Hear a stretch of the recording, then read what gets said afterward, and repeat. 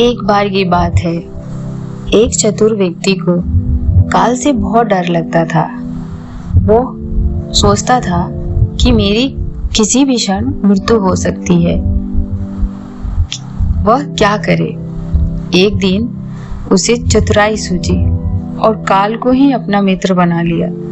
उसने अपने मित्र काल से कहा, मित्र, तुम किसी को भी नहीं छोड़ते हो।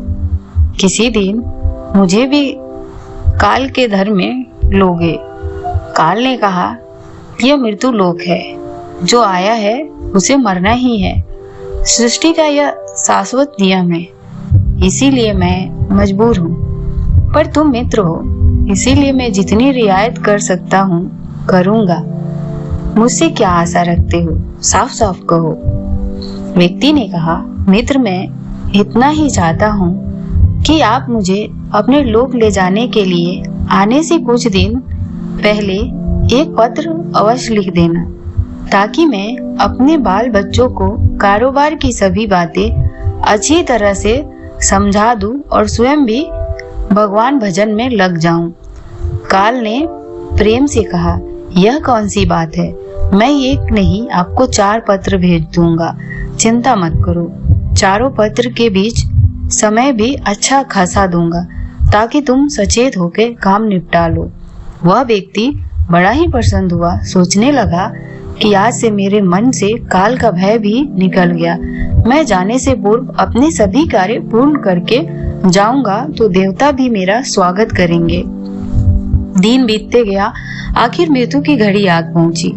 काल अपने दूत सहित उसके समीप आकर बोला, मित्र, अब समय पूरा हुआ, मेरे साथ चलिए। मैं सत्यता और दृढ़ता पूर्वक अपने स्वामी की आज्ञा का पालन करते हुए एक क्षण भी तुम्हें और यहाँ नहीं छोड़ूंगा। उस व्यक्ति के माथे पर बल पड़ गया, भुकुटी तन गई और कहने लगा, धिक्कार है तुम्हारे जैसे मित्रों पर। मेरे साथ विश्वासघात करते हुए तुम्हें लज्जा नहीं आती? तुमने मुझे वचन दिया था कि आने से पहले पत्र लिखूंगा, परंतु तुम तो बिना किसी सूचना के अचानक दूतों सहित मेरे ऊपर चढ़ आए। वीरता तो दूर रही, तुमने अपने वचन को भी नहीं निभाया। काल हंसा और बोला, मित्र, इतना झूठ तो न बोलो। मैंने आपको एक नहीं 4 पत्र भेजे, आपने एक भी उत्तर नहीं दिया। उस व्यक्ति ने चौंक कर पूछा, कौन से पत्र? कोई प्रमाण है?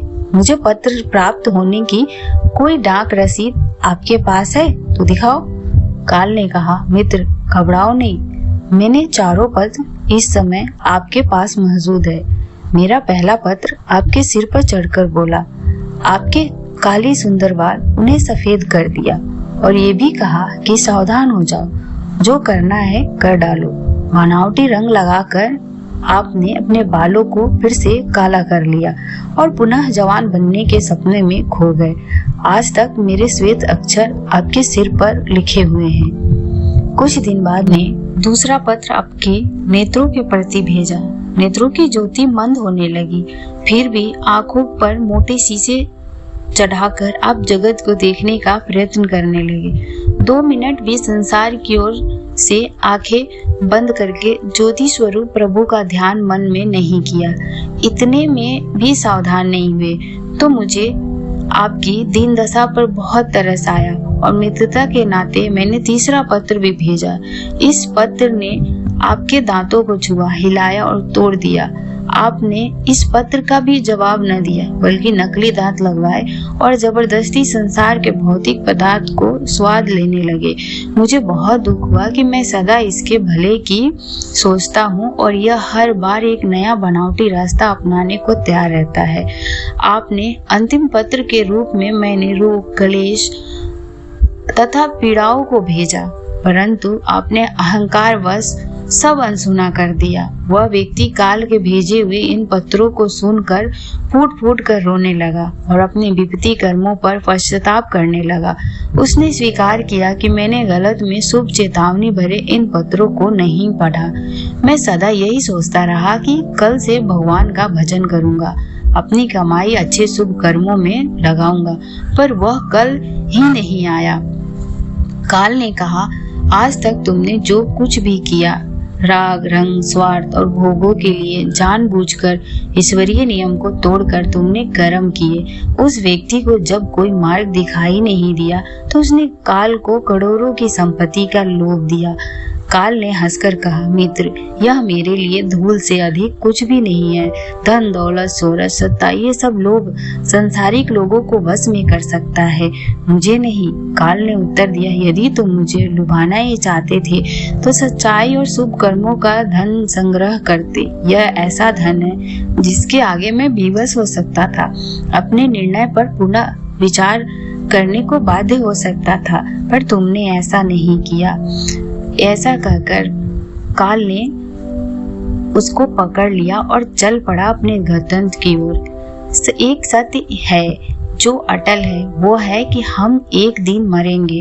हम जीवन में कितनी दौलत जमा कर ले, कितनी शोहरत पाएंगे, कैसी संतान होगी, यह सब अनिश्चित होता है, समय के गर्भ में छुपा होता है, परंतु हम मरेंगे एक दिन। बस यही एक बात जन्म के साथ ही तय हो जाती है।